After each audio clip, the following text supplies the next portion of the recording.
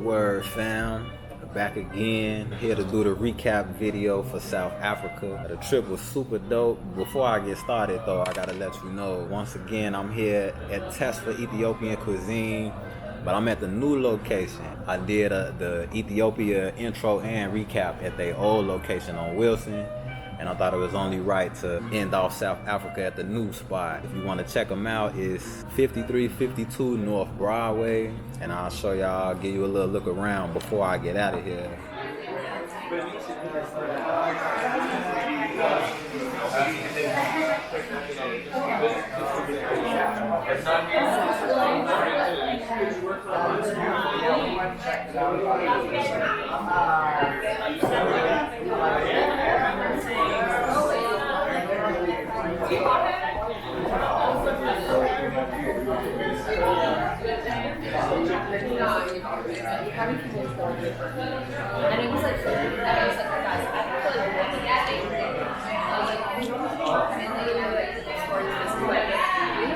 But before it gets too packed, since I came as soon as they open, you know what I'm saying, made sure I had a little bit of quiet, because it's gonna get hectic in here soon.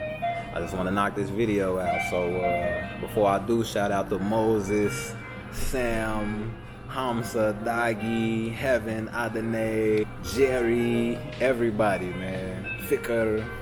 I probably forgot somebody, but shout out to everybody here. So first of all, like I say, South Africa was dope, man. I had a great time.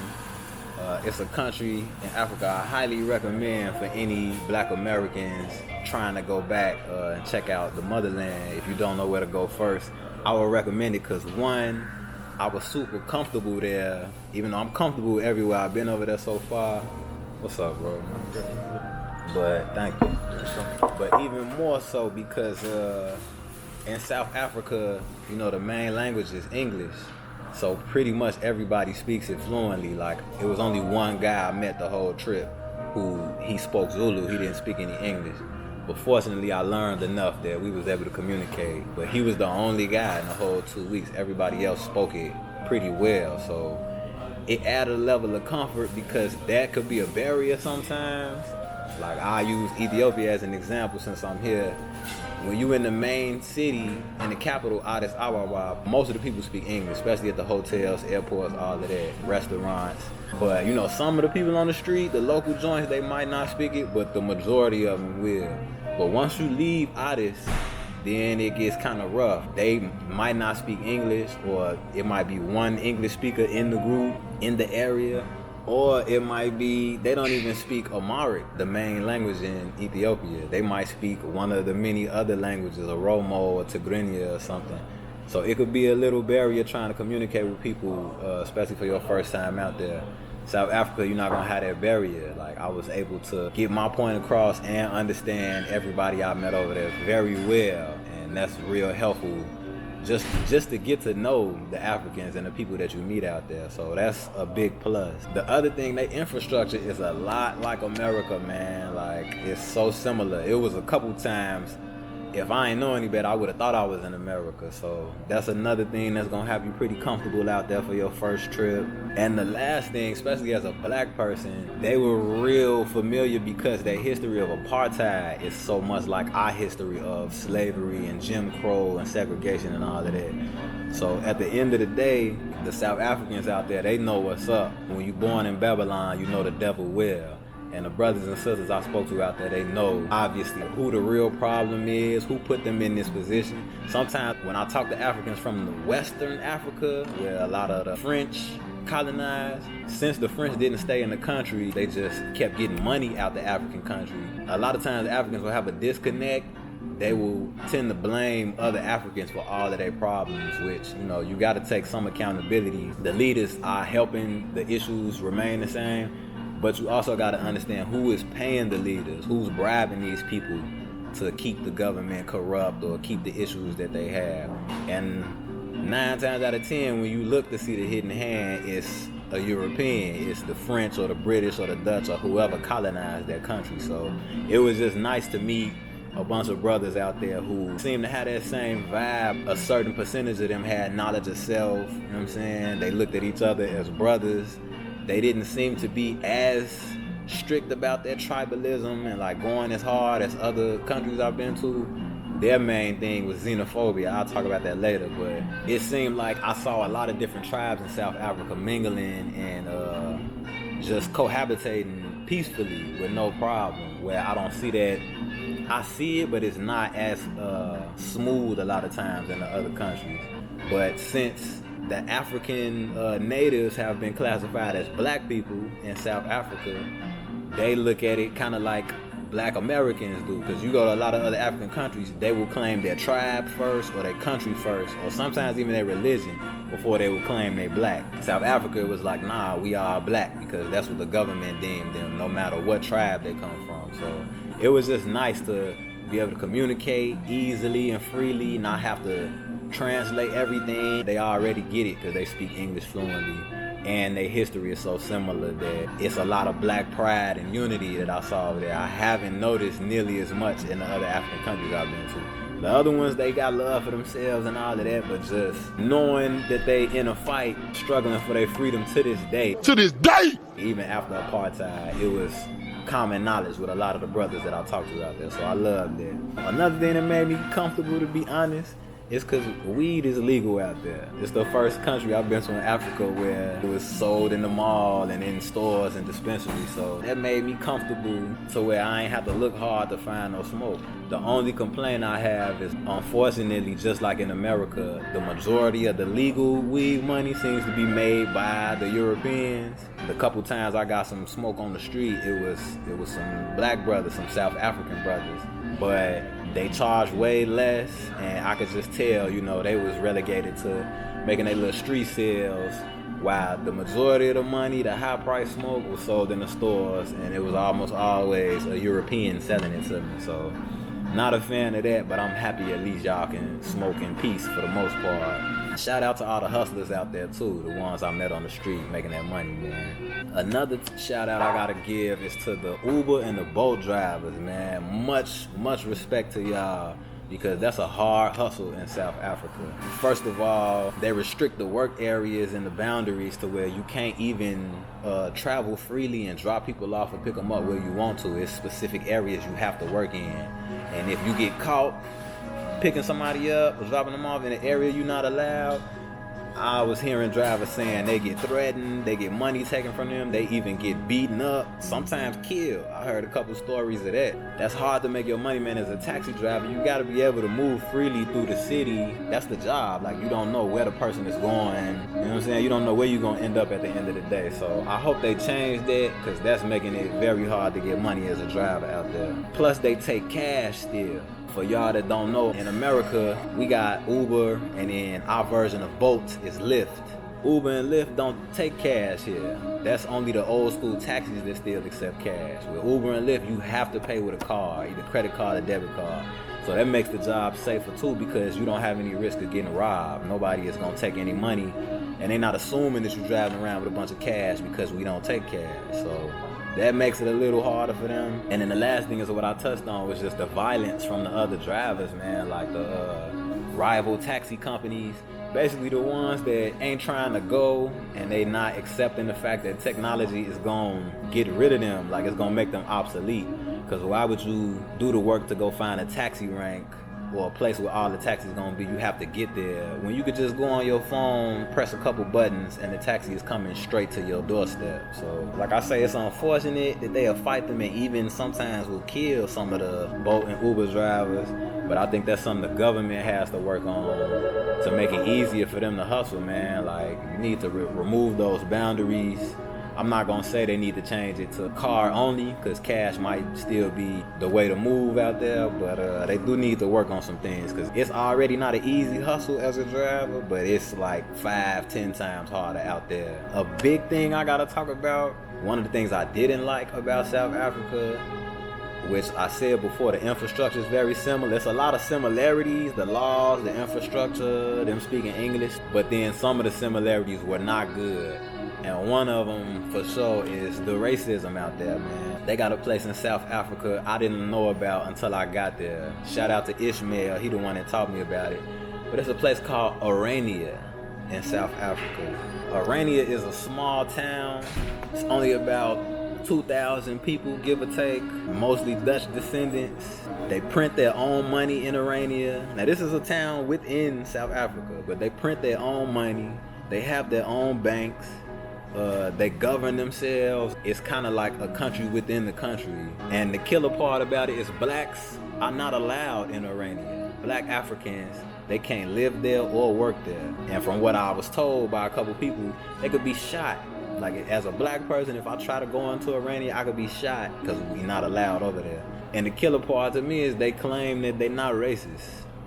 Like, that don't make any sense to me, but if you ask Iranian citizens, they will swear up and down that they're not racist. Now, the fact that this is allowed and even exists in South Africa is wild to me, but it's legal because of the South African Constitution. It allows it. They basically call Orania the last outpost of apartheid. Orania was founded by the son-in-law of South Africa's former prime minister, who was considered the architect of apartheid. So, you know what I'm saying? Again, they claim they're not racist. They claim they just want to protect their culture.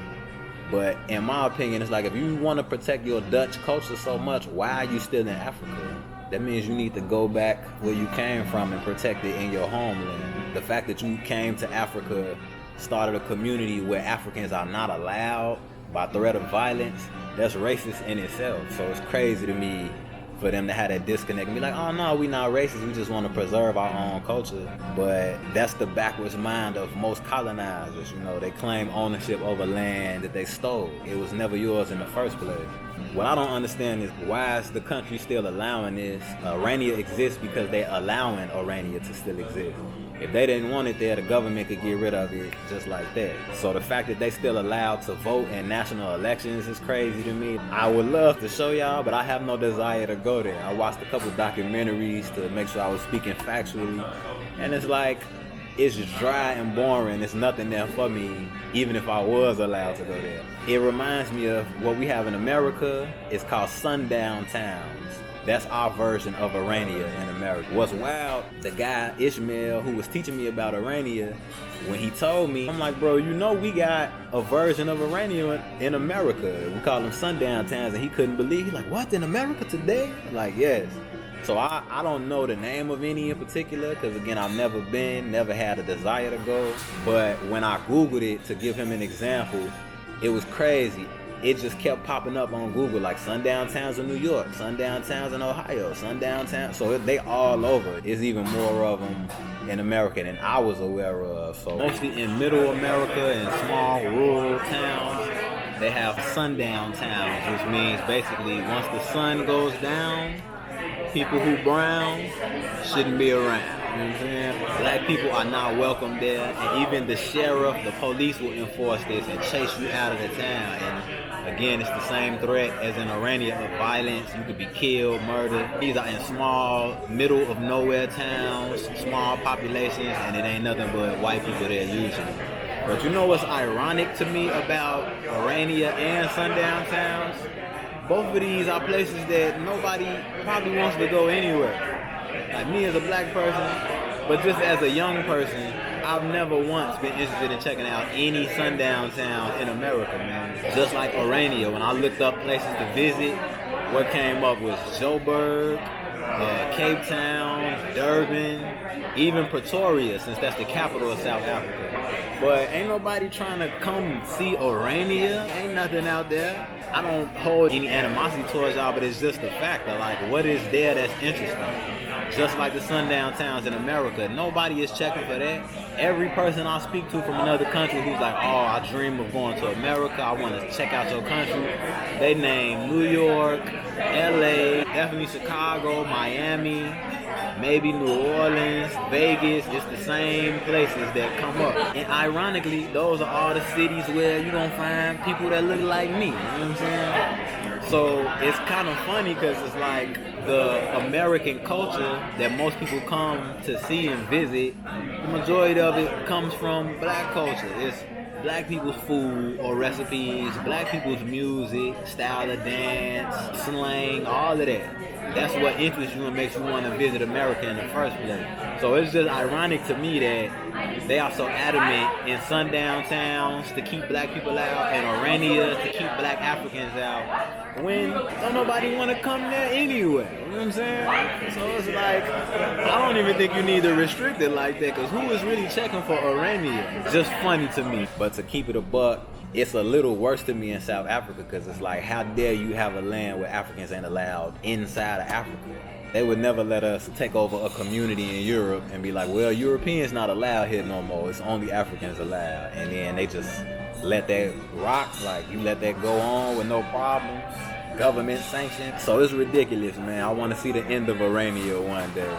But y'all just need to do y'all homework and learn about it, because that's something I feel like most people don't know, especially outside of South Africa. And even some of the South Africans I talked to seemed like they didn't really know much about Orania either. Okay, my other issue with South Africa and another similarity to America is the history of apartheid, like I said earlier. I'm going to try to run through this quick because it's a lot of history. I'm going to try to just hit the highlights. But apartheid started in the 1600s in South Africa with the Dutch colonization, then the British after them. Basically, blacks and whites were completely separated in every aspect of life. Socially, politically, religiously, intellectually, technologically, and economically. Shout out to Miss Devezian that taught me Sprite back in the day. But every area of life, they can't go to the same schools, they can't have the same job, they can't take the same transportation. Interracial relationships were illegal. Like, if you know anything about Trevor Noah, his book was about the fact that his mother was black, his father was white. So he was a crime just by being born. Black people wasn't allowed to vote. All of the same issues that black people in America dealt with after slavery, during Jim Crow and segregation and all of that. Apartheid is literally an Afrikaans word. It means separateness. So that's exactly the whole goal, is to separate the people, specifically the black Africans from the white colonizers, the Europeans. They definitely seem to separate the blacks and the whites, but then they put the colors in the middle as like a buffer, it seems like. So of course, while apartheid was established, a lot of Africans fought back against this. One of the main ones, or the most popular ones most people know about, of course, is Nelson Mandela. Actually, real quick, I got him on my shirt, man. This is my, let's see if the camera will catch it. Hopefully y'all can see it on. Yeah. So shout out to Nelson and Winnie Mandela. So in 1963, Nelson Mandela and 7 others were sentenced to life in prison for trying to fight back against apartheid. Over the next decade or so, like once they were in prison, a lot of student activists continued to fight for the struggle. They were mostly led by a man named Steve Biko, who I learned about out in Soweto. Shout out to the brothers out there for teaching me, putting me on game. So Steve Biko led a lot of the protests by the student activists, but in 1976, the government tried to force teaching certain classes in school in Afrikaans. So basically, Afrikaans, I'm gonna touch on that a little later too, but it's basically a Dutch language. It's like a dialect of Dutch that a lot of the colored people there speak. So they were trying to make it where instead of y'all speaking English, we want y'all to speak this basically Dutch, this Afrikaans language. And the kids wasn't having it, man. They started to protest again. And like I say, in 76, protested to the point the police fought them back with violence and started murdering a lot of the kids. So the lowest estimate, they say at least 150 students was murdered during their protest in 76. They call it the Soweto Uprising or the Soweto Massacre. The low levels is at least 150 students. The high numbers is up to 600 or 700 kids were murdered by the police during this protest. So it's ridiculous, man. Now Steve Biko after that was taken into police custody and then he was killed, probably murdered by the police, I'm sure. Rest in peace to Steve Biko. So after all of these killings of children, like students, the international community finally started to say like, okay, we're not supporting this apartheid in South Africa, is getting out of hand. And what they did was they placed trade embargoes on South Africa. So you already know, once you start messing with their money, you interrupt that coin, they're not having it. So that's when things, in my opinion, probably started to slowly change, because they don't want to miss out on no bread. Now, according to history, South Africa claims that apartheid ended in 1994 after Nelson Mandela got out of prison. He was in prison for 27 years, but when he got out, in 94, they elected him as the first black president of South Africa, and they claim that's when apartheid ended. But anybody who really know what's up That's the same claim they make in America. It's a lot of people who try to say like, oh, racism is over in America because Obama is the president. Just because we got our first black president, now they think 400 years of slavery and segregation and oppression is over. That's ridiculous. That's nonsense. So again, similar, just like Obama in America, Nelson Mandela, to them signified a change, and it is some change, at least in terms of representation. But if you look at who still controls the resources, who still controls most of the industries, like who's making the majority of the money and running things, it's still the Europeans. Who's still in charge of the majority of the government, it's still the Europeans. So it's like, how is apartheid or slavery officially over if, okay, at face value, you change the manager of the company, but the company is still running business as usual. They didn't change none of their policies, you know what I'm saying? The owner of the company is still the owner. They still the one profiting the most. So not much has changed, in my opinion, and according to most of the brothers and sisters that I talk to out there. Apartheid is just subliminal now. You know what I mean? You gotta know the hidden hand, once again, who's really running things. But it's not as blatant and out in the open, just like in America. Certain places you can still go and be called a nigga. Like, I'm sure they'll still call you a kafir in South Africa. But for the most part, especially where I am in the north, the northern cities, we're not having that. You're not gonna just disrespect us blatantly anymore. We'll fight back. So that's a quick summary of apartheid. Like I said, you should do your research to learn more, but my time is limited. A couple other similarities that I noticed. Shout out to Maisha at the gondola shop. Maisha taught me that the property value drops when black people move in the neighborhood in South Africa. Just like in America, they've done experiments on that where like you will literally get your house appraised. If you have pictures of your black family in the house, they will appraise it for thousands and thousands of dollars less, much less than the same exact house in the same neighborhood gets the same appraisal, and you remove all the black pictures, now it's worth $10, $20, $50,000 more. So apparently it's the same in South Africa. Another thing that's similar, one of my boat drivers told me that basically black South Africans get higher penalties and sentences when they commit crimes than the white South Africans for committing the same crimes. Same thing happens here in America, man. A black person could commit a crime, white person commit it. It's gonna be a vast difference in the penalties and how much time you're gonna serve. If you're gonna serve time at all, you might just get probation. You might get a slap on the wrist. So that's another similarity I peeped that I did not like at all. And then the last I'm gonna talk about the racism is basically the vibe that I got in Cape Town personally. Unfortunately, I didn't get to show y'all a lot of mine because I walked the streets and all of that. I went into a store where I believe he was Indian, either Indian or Arab, but I think he was Indian. This dude followed me from aisle to aisle. He wouldn't even let me shop in peace. Now, I'm there on vacation. I'm not dressed bummy or nothing. I'm definitely not in here to steal. But he followed me through every single aisle. And I caught it on camera. I'm mad I lost the footage, but it was literally like I went down one aisle. You see him slowly walk into the into the screen. I go to the next aisle. Here he is again. Like, hurry up and buy! so I didn't spend no money there. I ended up leaving. But I wanted to show y'all so y'all could see I ain't just exaggerating and talking shit. But yeah, that was an issue to me, man. Like, that was the vibe in Cape Town, period, while I was walking around. It was very few black people. And it seemed like almost all of them was there to work. I was damn near the only black tourist or visitor that I saw there. So it was a lot of looks and stares like, what is you doing here? You know, you don't belong here. Which honestly is the same energy as some of the white folks in America, man, especially in certain areas. You walk around downtown, it'd be the same thing of like either they looking at you like, or they refuse to look at you, like they won't make eye contact.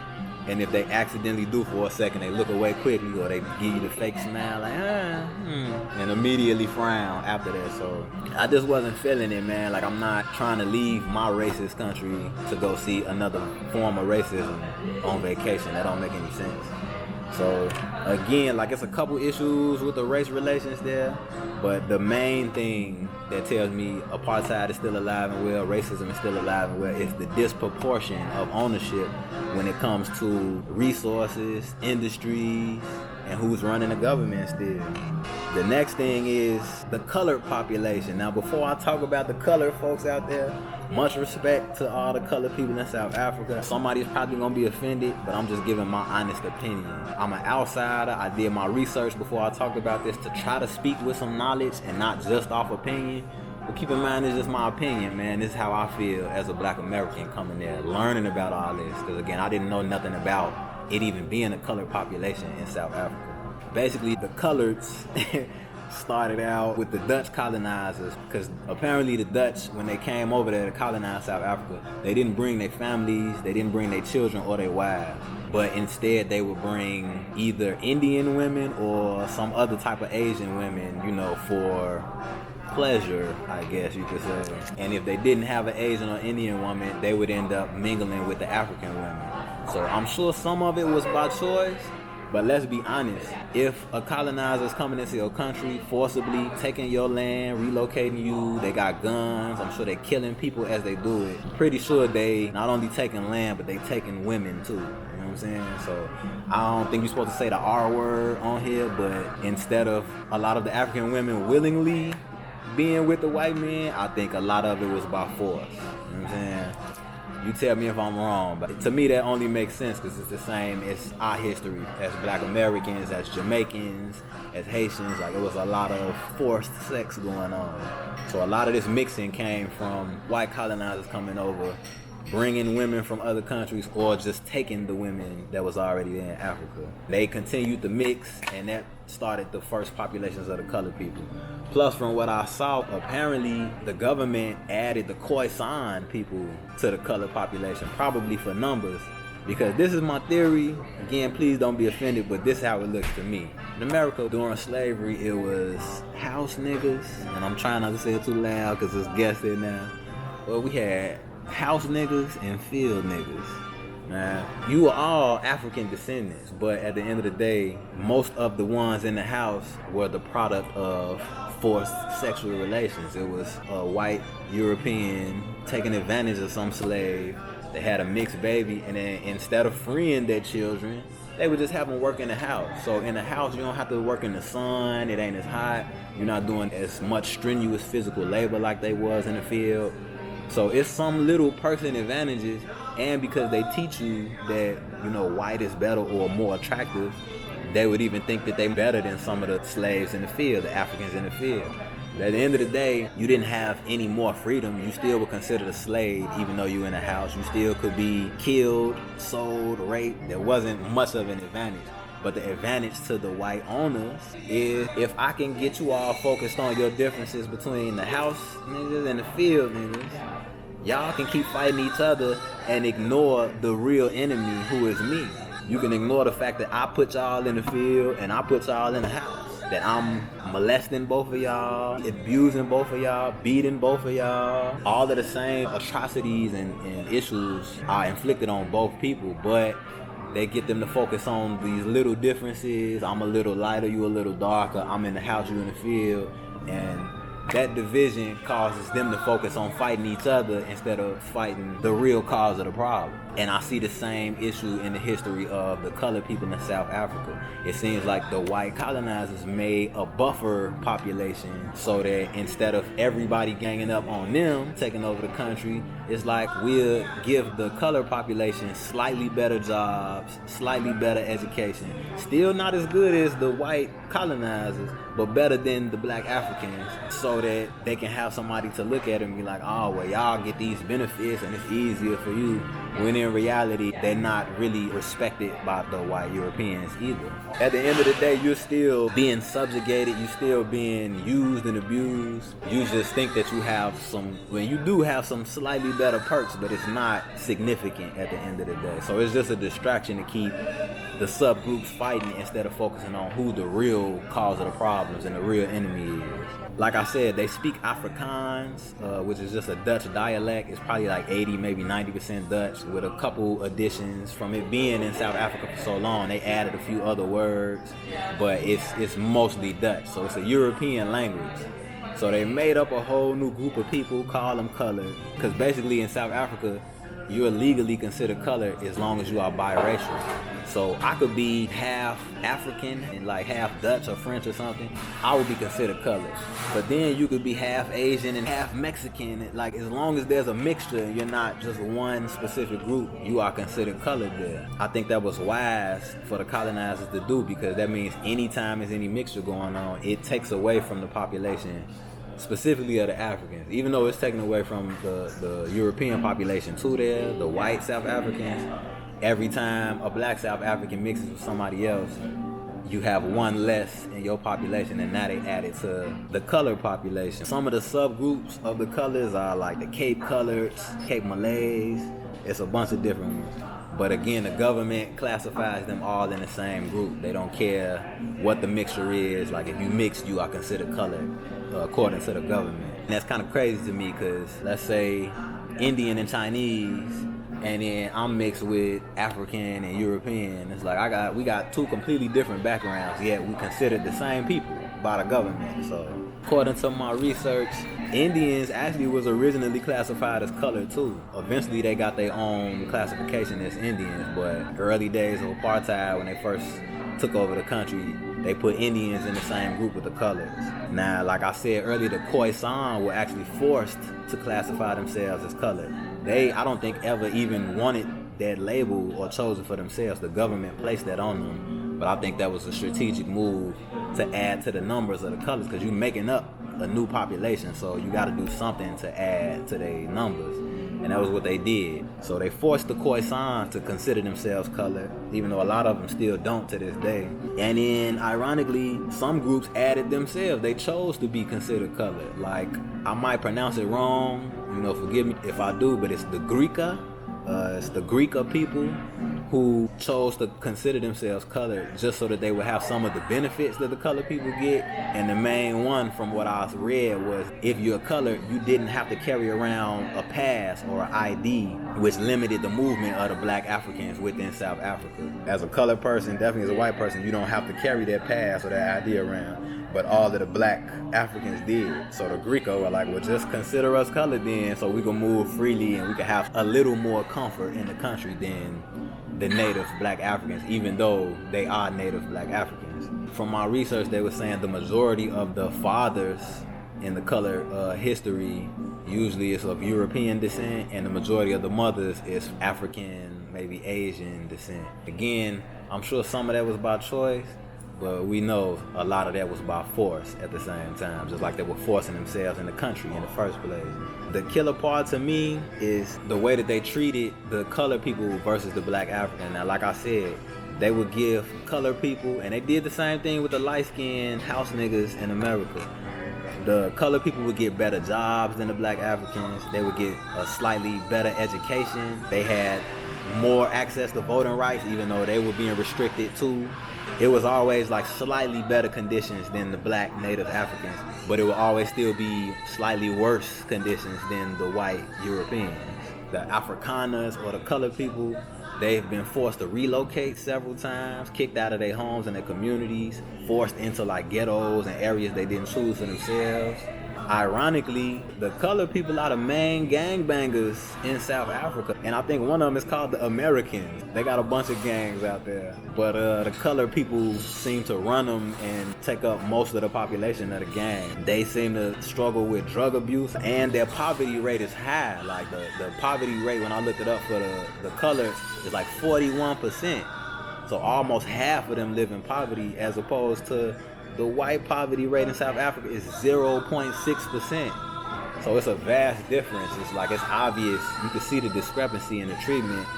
And that's what makes it so crazy to me, that they were successful in creating some division between the colors and the black Africans, man. Because at the end of the day, it's obvious y'all still not treated very well. You know what I'm saying? Like, the fact that y'all forced out of your homes, just like black people and black Africans. The fact that y'all are the main ones in gangs, which tells me you don't have a lot of opportunity, because who is gonna gangbang unnecessarily? Like, if you got access to money and good jobs and peace, prosperity, the last thing you don't want to do is join a gang. So that shows me they out there struggling too. The rate of poverty, all of that, like, it's way too high for you to be like, oh, well, as a colored person, I have all these advantages. What it seems like to me, they will prop up some colored people, just like they would prop up some black people, especially the light-skinned ones here, in positions of power like an Oprah, like an Obama, and then they can always point to that like, look, racism is over. Like, look at the success of Oprah, look at the success of Obama. But that one or two people don't represent the millions of black people living in the country. Just like the couple of colored people that they might give good jobs to, put in high positions, doesn't represent the majority of the colored people that I saw living in poverty in South Africa, man. A lot of them are struggling, so it's crazy, but they definitely use some of the same tactics on them that they used on us. The last thing I'm gonna say about the colored people, and again, it's just my opinion, it seems to me that a lot of them, and you know, they're so diverse, I can't speak in generalizations, but a lot of them that I met and talked to, it almost seemed like they had more, what's the word, not loyalty, but they just seem to represent or claim the fact that they was colored more than whatever their mixture would be. And that's, to me, that's kind of wild, because at the end of the day, the group color is something that they made up during apartheid anyway. It doesn't exist anywhere else outside of South Africa. To claim and speak, even though I know this is what you were taught, so it's not completely your fault, but like, to claim and speak Afrikaans, which is a Dutch language, you're not even speaking a native African language. That's just, it blows my mind, man. But for them to teach you to have more, I don't know, loyalty to this colored classification and to this European Dutch dialect of Afrikaans. I'm gonna give a quick example, and I hope she don't get mad. I ain't gonna say her name, but you know who you are. One of my good buddies I met in South Africa who is colored, we was having a discussion about this. She was teaching me the groups and the classifications and the history a little bit. And what's crazy, like, she's half white, half Indian, but she's colored. And so when I asked her, like, what side does she identify with more, the white side or the Indian side, she was like, well, I mean, what's Indian really? And I'm like, what do you mean? Indian is your culture, it's the country you came from originally, it's the food you eat, it's the clothes that you wear. Like, it's a lot of things I can point to say this is specifically Indian culture.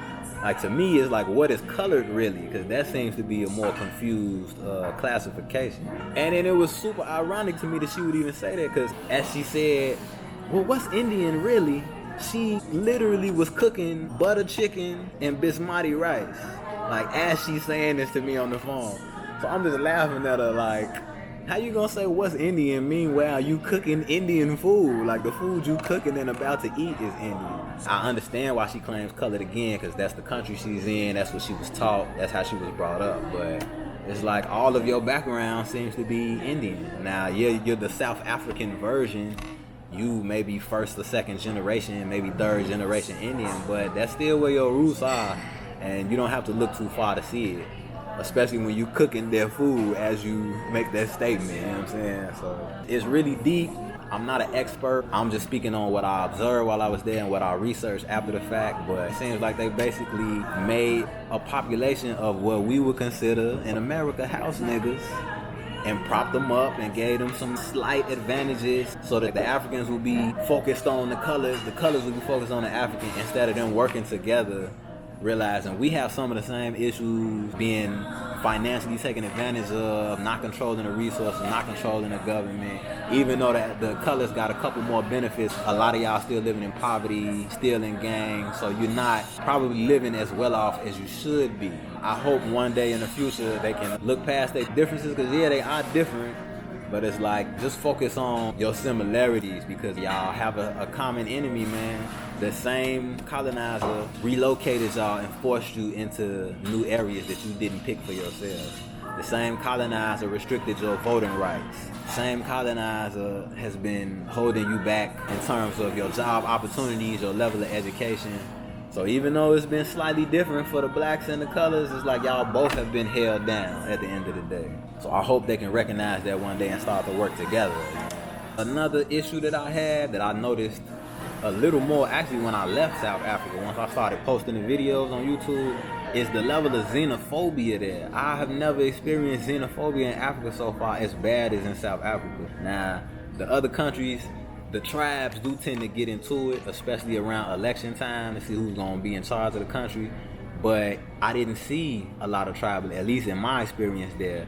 it wasn't so much of like, oh, it's my tribe against your tribe. It seemed to be mostly South Africans looking down on the other African immigrants. Like, especially when I put the video up in the CBD, it was a lot of negative reactions about like, oh, look how dirty it is. Look how they're destroying our downtown and all of this. When it's like, you know, I didn't see it the same way. I walked through the streets and all of that, and it was some trash here and there, but the majority of it seemed to be piled in the garbage cans or around the garbage can. It basically, I'm saying, they wasn't blatantly just throwing trash everywhere. It was still organization and order. So it didn't seem as bad as they were describing it in the comments.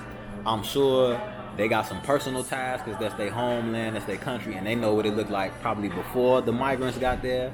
But just the way they were talking about fellow Africans, it was messing me up, man. I really didn't like to see that, especially towards the Nigerians and the Zimbabweans. I saw a lot of hatred towards them, man. And what's wild is like, it seems like, I'm gonna talk about this later in another video, it seems like Nigerians might be like the niggas of Africa, man, because so many other Africans seem to mistreat them and talk bad about them. Even in America, you know, the stereotype is all Nigerian scammers. Like, watch out for them, they scam artists. But I saw that a lot. A lot of them were telling me, don't talk to the Nigerians, don't fraternize with them. Like, oh, you know, it's safer to just deal with South Africans. Don't trust the people from Zim or the people from Nigeria. When it's like, realistically, I can't trust 100% of anybody. Not all South Africans are going to be good people, trustworthy people. Just like not all Nigerians, not all Zimbabweans, not all Americans. You know what I'm saying? So anybody who says like, oh, you can't trust 100% of these people from this country, you sound ridiculous to me.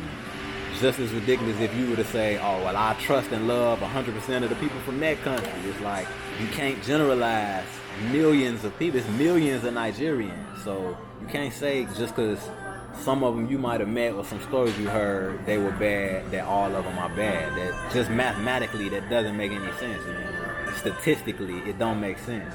So shout out to the people from Zim, Malawi, Nigeria, everybody that I met in South Africa, because there's a lot of migrants from other countries coming there to make money. And in my opinion, the powers that be have taught them well to basically hate on them and act like they don't want them in their country, man. Which is wild, because it's like at the end of the day, I don't think they want y'all in y'all own country, the black South Africans. As much as they relocated you and oppressed you, and even places like Orania exist, it's like you're not even welcome everywhere in your own country. So you should have some empathy for other Africans who, especially if they just come in here to try to make money, make a better life. I can see if you're talking about people who come there and commit crime, they are a problem. I'm not defending them. But anybody who's an honest migrant just coming there to work and not hurt anybody, I commend you. Shout out to you, man. And to make it very clear, that will not be tolerated here. It's not gonna be any xenophobia if you come on here talking bad about fellow Africans, about other tribes. Like, it's one thing to represent and be proud of your tribe, where you come from, that's fine. But if you're gonna talk negatively and talk down on these people, insult them, and I'm not having that, man, because that's the same racism that I'm trying to fight. Fam is about faces across the motherland. That's the whole continent. That doesn't exclude any country or any tribe. So much love to all the Africans, no matter what country or tribe you come from. You welcome here. We not having none of that hatred or negativity on this channel, man. Okay, my last little issue that I noticed is that I met the most bitter, most westernized woman that I've ever met in Africa, in South Africa. She was at the club me and Lindo went to. I think it was Club Sip. I'm not gonna show the clip on here, but if you go back to the episode when we went out to Mabonang, she's at the table talking to Lindo, and she just was real bitter and negative, man. Like, now to be fair, she got a lot of that mentality and that advice from black American women. She said she worked at a call center, and all day it was like Southern black women calling in, telling her like, oh honey child, you know, don't deal with these niggas, get your money, and perpetuating all of the negativity that some of the sisters in America have in their mind. So to be fair, she did get it from American women, but she spoke it loud and proud, and I'm sure she ain't the only one who felt like that. So she was saying the usual, niggas ain't shit, you know, y'all know niggas ain't shit, and da-da-da-da-da. Which I'm like, nah, me and Lindo was like, we don't agree with that, you know what I'm saying? Like, we are some niggas who are shit, like, we some decent dudes, so no, we not gonna agree with you. And the killer part, she kept saying how niggas ain't shit, But just like a lot of American women who bit her, she had no accountability whatsoever. After I listened to her vent about her man, I asked her after, like, well, why did you choose him in the first place? And more importantly, why do you keep going back to this man? If you saying he ain't shit, he's so terrible, why don't you just leave him and find a guy that's better? And that's, she was like, oh, y'all don't want to hear me out. And like, she just got defensive. When it's like, nah, you need to take some accountability for who you choosing. Because the truth of the matter, every man ain't a nigga who ain't shit. It's like, you chose one for whatever reason. And then when you found out he wasn't shit, you chose to go back to him again and again. So you gotta pull up your big girl panties and take some accountability, some responsibility for putting yourself in this situation with this man. Not to say that the man is completely off the hook, because it is some men, a lot of men who ain't shit. But again, if you're choosing to be with this man, especially after you realize who he is, that's on you just as much as it's on him. Fortunately, she was the only woman I met in South Africa with that attitude, thank God. But I wouldn't be surprised if, you know, it was some other sisters like that, like I said, because they so modernized, westernized. They watching a lot of the content in America, shows, YouTube videos, all of that. So they learning a lot of that same behavior, mentality, and that feminism attitude from Black American women, unfortunately. But like I say, thankfully she was the only one I ran into like that. Quick shout out to Ishmael, my brother, who put me on game, taught me about Orania. Shout out to Sam and Prince at the mall. Shout out to Knobs, my homie Garfield on the How Train. Big shout out to my brother Quezzy, man. Hopefully we gonna make some music soon. But shout out to Quezzy and all the brothers who was in the store when it got raided by the police in Mabalani. The Martian, the shop owner, everybody who was in the shop that night. Big shout out to my brother Treasy Jermaine. Keep dropping them fire bars. Shout out to Sophie. My neighbor Wilma and her daughter from Namibia. Shout out to y'all. Hopefully I'll see y'all soon in Namibia. And just everybody who I met at Yala. Everybody I met at the Rose Bank Craft Market. And all the brothers I met on the street in Soweto. It's way too many of y'all to name everybody, but much love. Big shout out to all of y'all. Extra special thanks to Michlali, Yandela. Big shout out to Spo. Can't forget Justine. And last but definitely not least, my brother Lindo, man. Much love to Lindo. I'm proud of you. I see you advancing in your career. I ain't gonna get too many details, but Lindo got a little position of power now, so I'm happy for you, proud of you, my brother. And I want to try this. My bad if I get it wrong, but Mtla. I think that's how you say your name. Again, if I mess it up, my bad, bro. I called you Lindo the whole time, but shout out to Mtla. AKA Lindo, however you say it, my fault. As for the rating, I'm gonna rate the food in South Africa, I'm gonna give it a 9, man. The food was on point. Almost everything I had was fire, very delicious. There's a whole lot of options. You could get cuisine from like all over the world. The only thing I took a point off for, it seems like it's hard to find the local food when you out there, especially in like some of the areas I was in. If you in like the richer areas or definitely like a touristy area, all white areas, it's hard to find local Black South African food, but it is available. Like when me and Lindo went to Soweto, we were supposed to stop there. I'm gonna try to go back when I return and try some of the local food there because they say it was fire, but we were so distracted we forgot all about it and didn't think about food till we got back to the CBD. And once we was in the CBD, I don't think it was as many options for us to eat local food. There was a lot of the international stuff and all of that. So I love the fact that they got options. If you're a vegan, vegetarian, you're from other countries, you could probably find something you like. It's not gonna be easy to find South African food, depending on the area you're in. I would get a weather of 8. The weather was very nice out there. I don't have really any complaints, but it was very cold in Cape Town. You need a hoodie. In some moments at night in South Africa too, but mostly I was good until I went to Cape Town. It was kind of cold out there a lot of times, but it's because it's right next to the water. But even Durban is next to the water, and Durban didn't seem as cold to me, but you might need a hoodie, a jacket or something, because it actually gets pretty cold. Other than that, the weather was beautiful. The people, this one was hard for me. I'm going to give the people an 8, because all of the Africans except for one, there was only one exception. I got into it with one South African dude in Durban when I went to this little Rasta bar. Now, he was drunk, He was off some alcohol, he wasn't in his right mind, but we almost got into a fight. The security had to come in and split us up, basically. But it was all him. I wasn't there. You know, I'm not here to fight. I'm on vacation, man. But he was liquored up.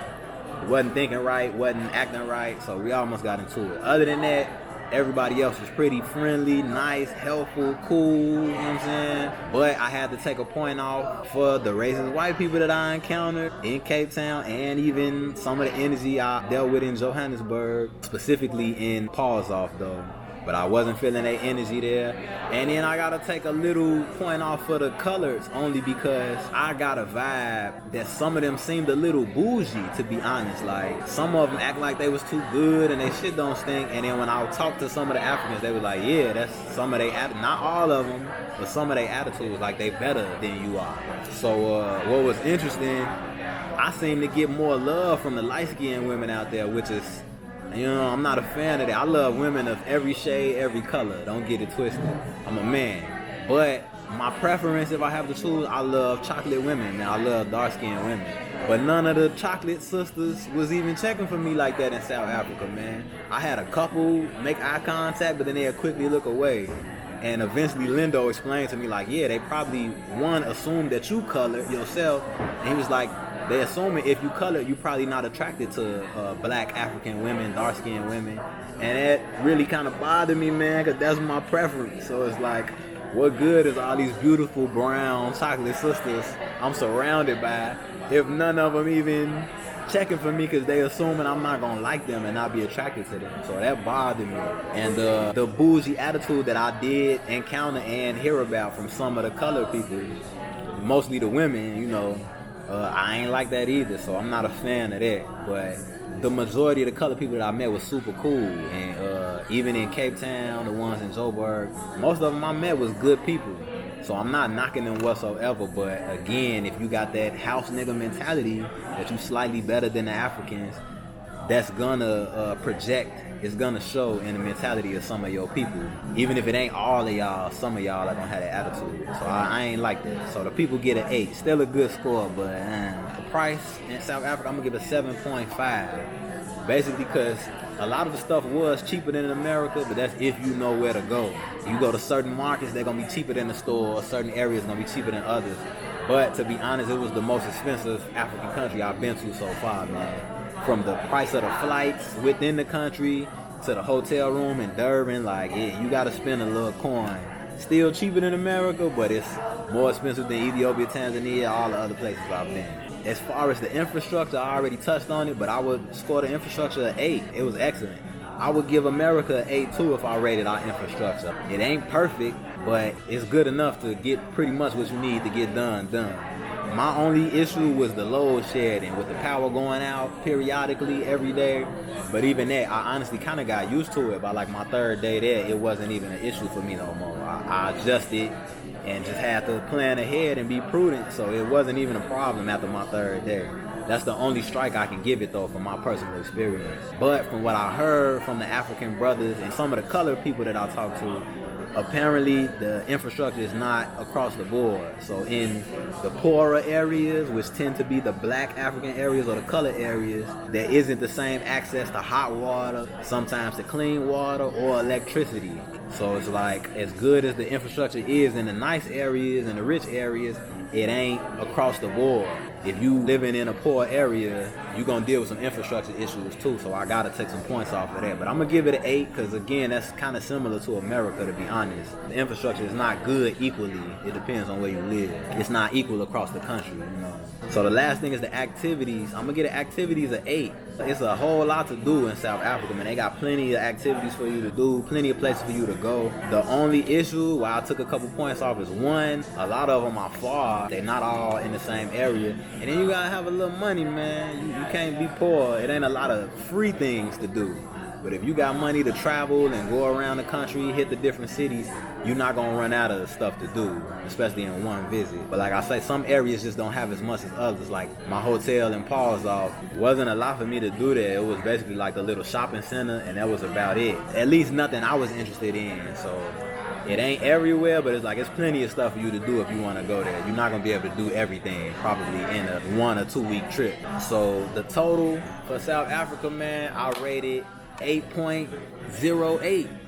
So a little over 8 points out of 10, man. That's a pretty good rating. To be honest, South Africa is up there with Tanzania in terms of, because I've been to 5 countries in Africa so far. I can see myself living in Tanzania today. I can see myself living in South Africa today. The biggest issue is the racism. I don't want to leave a history of racism and issues that I got in my own country with white folks to go deal with a new list of issues that they dealing with in South Africa, man. So it's like the issues that they got with the white people controlling everything, the money, the resource, the government to this day, the separation that I see between the colors and the Africans. Even though the colors seem to mingle with the black Africans much more than they mingle with the white European Africans, but still, just that level of division and separation that I don't like that. Not to say we perfect. The house niggas and the field niggas, which as a light-skinned black American, I will sometimes be considered a house nigga, even though my family is all shades. I'm gonna show y'all a picture too, of like my grandfathers versus my grandmas, and just different members of my family, so you understand. But my family's so mixed up. We obviously African, but we definitely got a mixture of some European blood. Sometimes by choice, mostly by force, like I was talking about before. So it was just funny to me. Some of them said I could be considered Zulu, but some of them was like, nah, we would just think you was colored. That's an issue for me, because if anybody is gonna treat me different because they think I'm colored, if the dark-skinned women not gonna talk to me because they assume I'm not attracted to them, all of those issues that I would have to work past is something I wouldn't really want to deal with moving over there. Outside of the separatism, outside of Orania, I feel like I would be pretty comfortable living there. Like those seem to be the main two issues, and the load shedding, but like I said, you can get used to that. At least I did. Other than those couple issues, I could be very comfortable living there, man. Like I could definitely make South Africa home. I just would have to figure out where I would stay, because I know I definitely wouldn't want to stay in Cape Town. I don't know about Durban, just the way that the local people talk about the crime there, even though I was good on my visit. But that is the place I got into it with the one African. So, but it would probably be somewhere in Johannesburg, most likely, man. I felt a lot of love there. I was super comfortable, and it was a decent population of Africans enjoying life at the malls, not just working at the mall, but shopping at the mall. You know, you could tell they enjoy a level of success there. There's still poverty there too, but it looks like it's a place where the black Africans can thrive, more so than I saw in Cape Town. And maybe Durban too, I don't know.